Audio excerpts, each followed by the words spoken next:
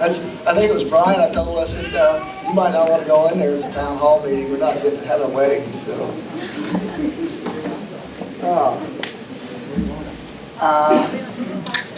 We didn't practice this. That's why I asked you. We want to. I like the rough thing. Okay. I'll tell you what. Won't you stand there? And Katie, you come over here and don't stumble and fall. And that's how we do it. If you young men want a seat, there's some chairs over here if you want to grab one, or you can stand there. It's up to you. It's up to you. Thank you all for being here. Appreciate on behalf of James and Katie for you being here on a special day on a new part of a chapter in their life. When James asked me to do this, and probably a lot of you didn't know that I am a licensed pastor, and when he asked me to do this, it was friends and family. When you're allowed to do this kind of stuff for them, it's fun and it's important. We all know that marriage is an institution. Marriage isn't a place to start a relationship. That relationship should already be grounded and deep. Marriage is a place to cultivate a relationship. It's a place, doesn't matter if it's your first day of your marriage or if you've been married over 42 years. That relationship should continue to grow. Each day is a new day, each hour is a new hour, and each minute is a new minute. Some days you're going to be the bug, and some days you're going to be the windshield. It's right, buddy. Sometimes you're going to hit those bumpy roads. But marriage is lifelong. It's not 50-50. It's not 70-30. Sometimes it is. Sometimes it's 30-70. But it's something that should be lifelong, and we're just glad you're here. I was looking for a reading, and I thought I need to find something different for James and Katie, because they're a different couple. If you've ever been around them, you'll know how different they are. Amen to that. But I found a reading that's called Why Marriage, but it's not only just for them, it's also for any married couples out here. I think it's important, and if you'll listen to the words, if I can get through it here. It says, why marriage? Because to the depths of me, I long to love one person with all my heart, all my soul, all my mind, and all my body. Because I need a forever friend to trust with the intricacies of me, who won't hold them against me, who loves me when I'm unlikable, who sees a child in me, who looks for the divine potential in me. Because I need to cuddle in the warmth of the night with someone who thanks God for me, and with someone I feel blessed to hold. Because marriage means an opportunity to grow in love and in friendship. Because marriage is a discipline to be added to a list of achievements. Because marriage does not fail. People fail when they enter into a marriage expecting another to make them whole. Because knowing this, I promise to take full responsibility for my spiritual, mental, and physical wholeness. I create me. I take half the responsibility for this marriage, because with this understanding, the possibilities are limitless. Now, I think that's perfect for these two people.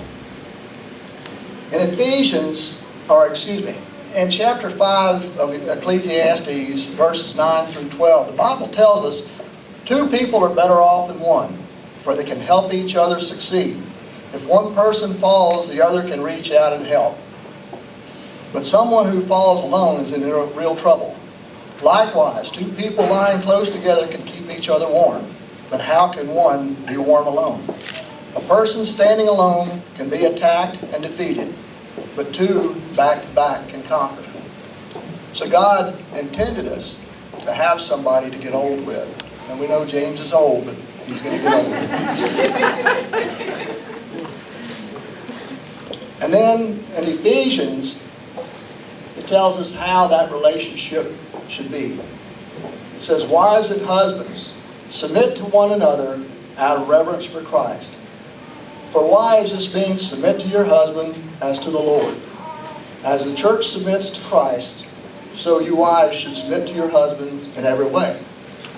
Now, don't get too grinny there, James, because it says for the husbands, love your wives just as Christ loves the church. He gave up his life for it. In the same way, husbands ought to love their wives as they love their own bodies. For a man who loves his wife actually shows love for himself. No one hates his own body, but feeds and cares for it. A man leaves his father and mother and is joined to his wife, and they are united into one.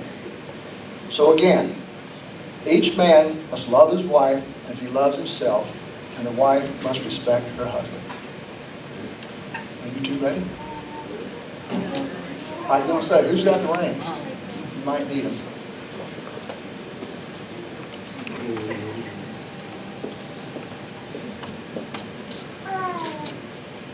Who's this here? Mine's got a camera Oh, James, you take the small one, because I guess that's hers. All right.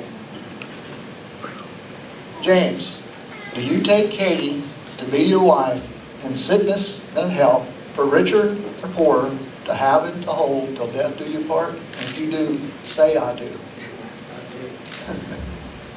I told you I'd get him to say it. Katie, do you take James to be your husband in sickness and health, for richer or poorer, to have and to hold till death do you part? He wants you to exchange rings. Wrong hand.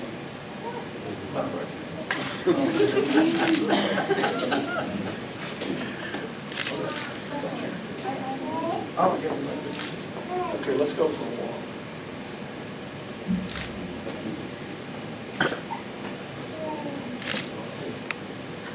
I want to introduce to you Mr. and Mrs. James Postel.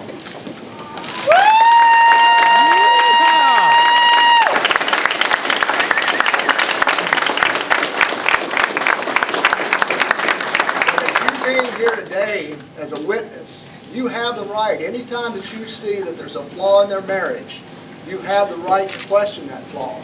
But the only time you have a right to question that flaw is if your marriage is flawless.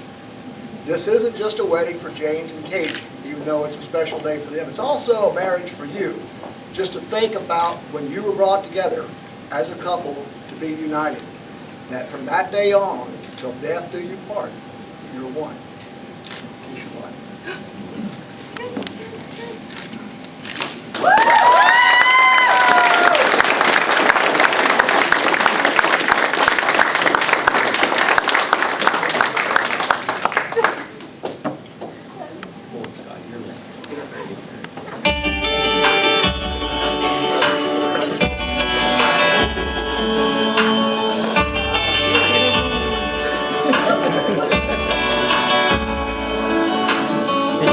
I've been walking hard, I've made a mess of me. The person that I've been lately ain't who I wanna be. But you stay here right beside me, watch as the storm blows through, and I need you.